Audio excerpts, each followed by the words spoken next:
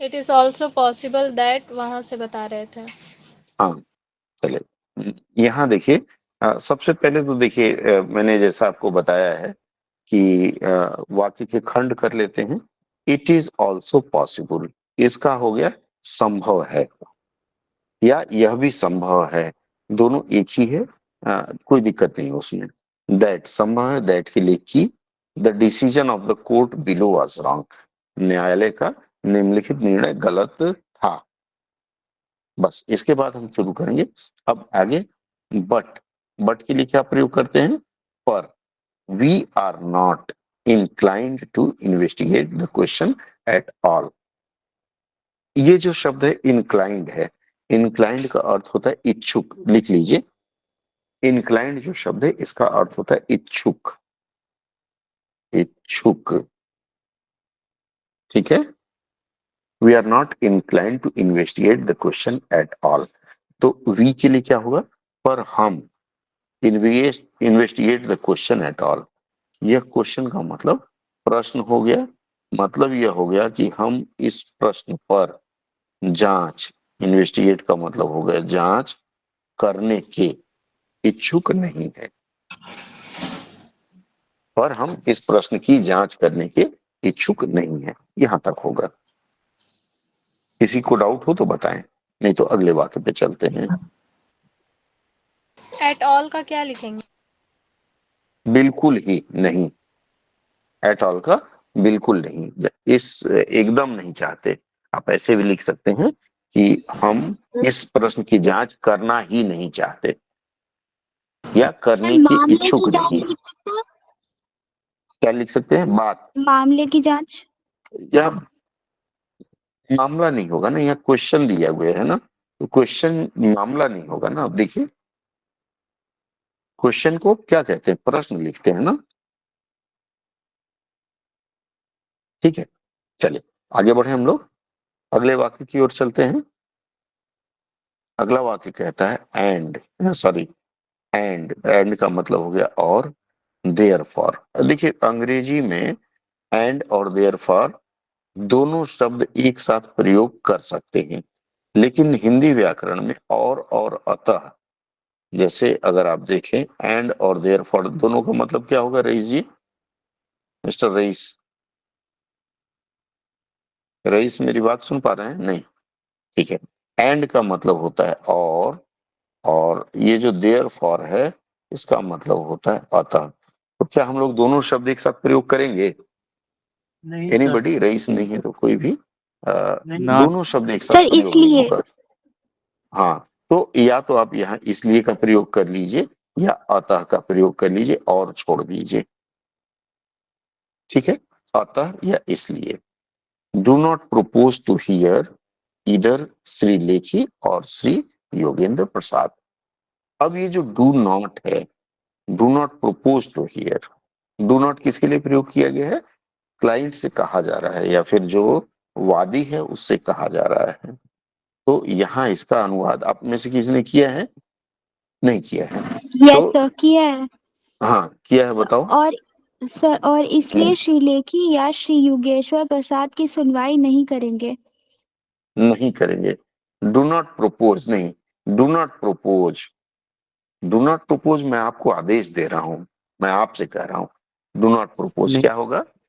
प्रस्ताव मत दें, मतलब प्रस्ताव सर मत दें, या प्रस्तावित। प्रस्तावित मत करें, एक ही बात है। प्रस्ताव मत दें ज्यादा आसान रहेगा, ठीक है। चलें अगले वाक्य की ओर। यह हो गया आपका दो वाक्य, आपने देखिए कितने अच्छे से आप लोगों ने कर दिया, इससे अच्छा तो संभव ही नहीं था हो पाना। चलिए सर अगला तीसरा और हम लोग, इसलिए एक सर साथ एक यूज बार कर सकते हैं। और इसलिए, एक मिनट, हाँ बोलिए। सर और कौन बोल रहा है? इसलिए साथ तो यूज कर सकते हैं ना। नहीं दादा, दोनों एक साथ नहीं होगा, मैंने बताया ना कि दोनों में से एक ही प्रयोग होगा, ठीक है। कोई भैया कुछ बोल रहे थे, क्या बोल रहे थे? सर मैं बोल रहा था, आपने अभी बताया कोई और मित्र अतः कुछ का कर एक साथ यूज, नहीं करेंगे, और अतः का यूज एक साथ ठीक नहीं है, कर सकते। तो सर, हाँ, नहीं कर तो सकते, सर एक हाँ। बार ये वाक्य हाँ पूरा बोलिए, कंप्लीट बोल देते एक बार। फिर से बताऊं? इच्छुक नहीं है कैसे के बाद। बताता हूँ, चलिए उस हाँ वाक्य में से। हाँ, एक मिनट फिर से ले आता हूँ उसके।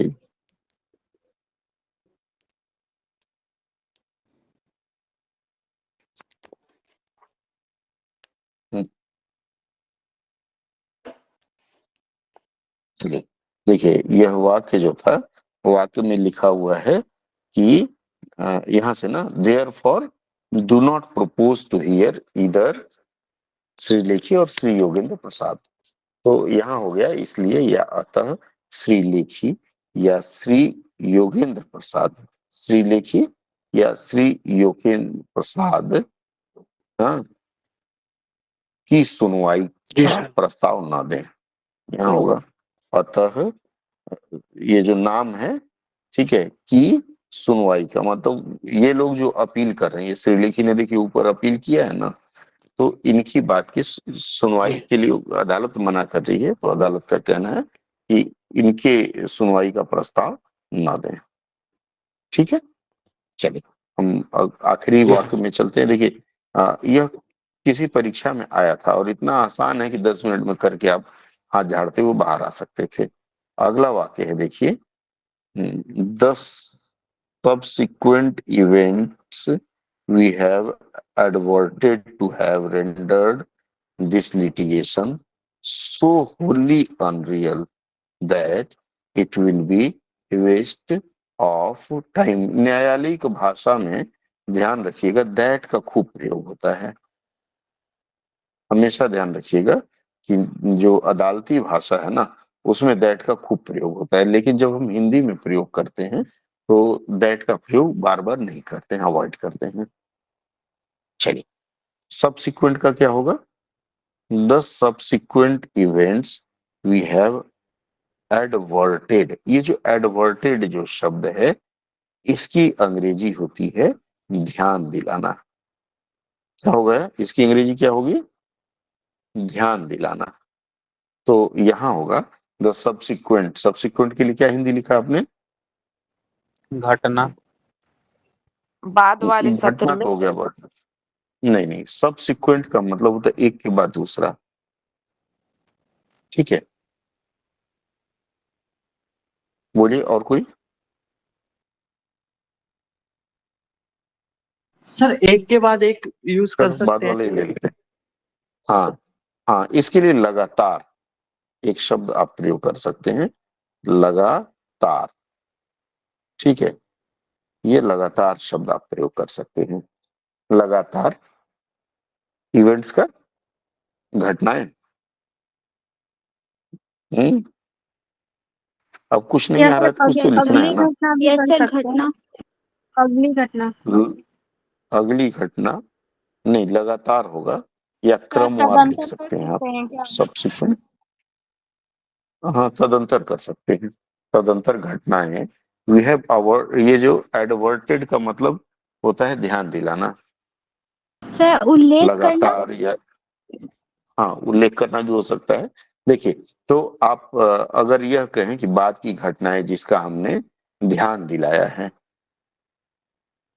आगे अभी छोटे छोटे टुकड़े हैं। To have rendered this litigation. To have rendered this litigation का क्या होगा? दिस का मतलब होता है इस, लिटिगेशन का मतलब क्या होगा?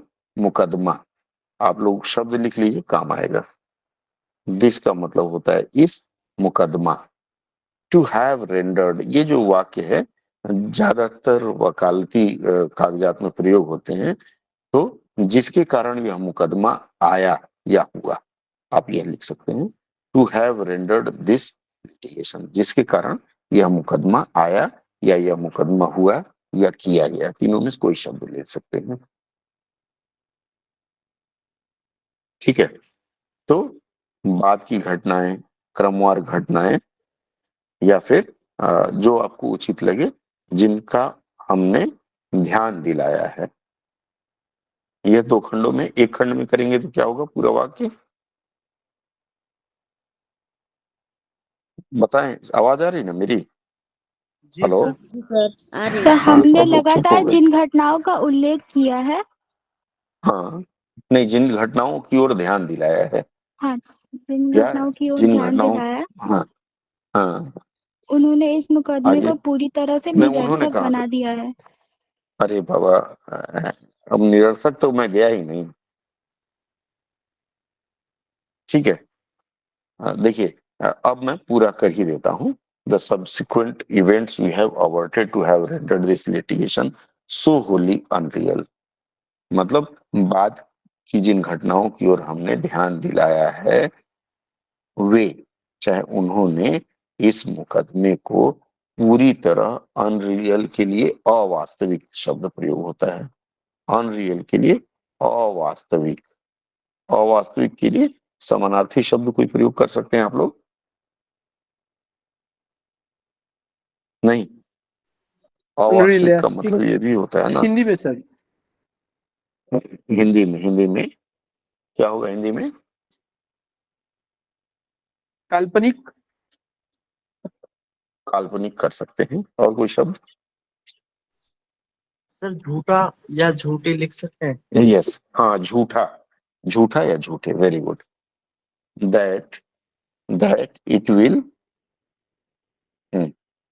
चलिए, that it will render, sorry, that it will be a waste of this court's time to consider the issue, कि इस मामले पर विचार करना इस न्यायालय का समय नष्ट करना होगा। सर इस मामले हाँ, पर विचार करना इस अदालत की हम्म, समय की बर्बादी होगी। हाँ, वह भी लिख सकती हैं। एक बार सम अप कर दूंगा। हाँ, ठीक है, कि लगातार घटनाएं, चाहे बाद की घटनाएं जो आपने प्रयोग किया है, जिनकी ओर हमने ध्यान दिलाया है, उनके कारण यह मुकदमा पूर्णतः गलत या नकली, जो भी आप लिखना चाहें, या अवास्तविक हो गया है, और इसकी गैर वास्तविक, सुनवाई, गैर वास्तविक नहीं, अवास्तविक चलेगा। ठीक है, तो कि इसकी सुनवाई करना न्यायालय का समय व्यर्थ करना होगा। For this reason we dispose of this appeal without adjudication बोलते हैं इसको। अतः, फॉर दिस रीजन, अतः, अतः लिख देंगे तो बात पूरी हो जाएगी, या इस कारण से हम डिस्पोज ऑफ दिस अपील, इस अपील को क्या करते हैं? बिना किसी निर्णय के, डिस्पोज ऑफ जो शब्द, ध्यान दीजिएगा, कई बार हम लोग ओ डबल एफ लिख देते हैं।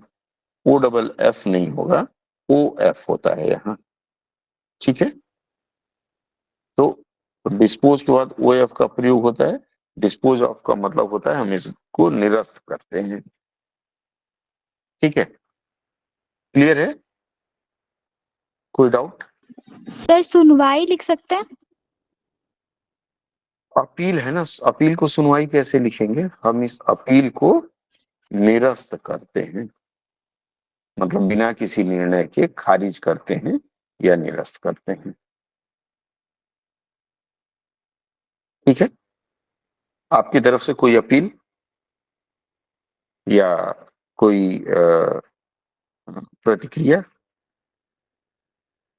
नहीं सर बोले, ठीक है। बोल नहीं रहे? ठीक है, हाँ, हेलो, ठीक है। अब एक चीज ध्यान रखना है, यह जो छोटा छोटा आ रहा है, हेलो, बंद कर दे रिकॉर्डिंग।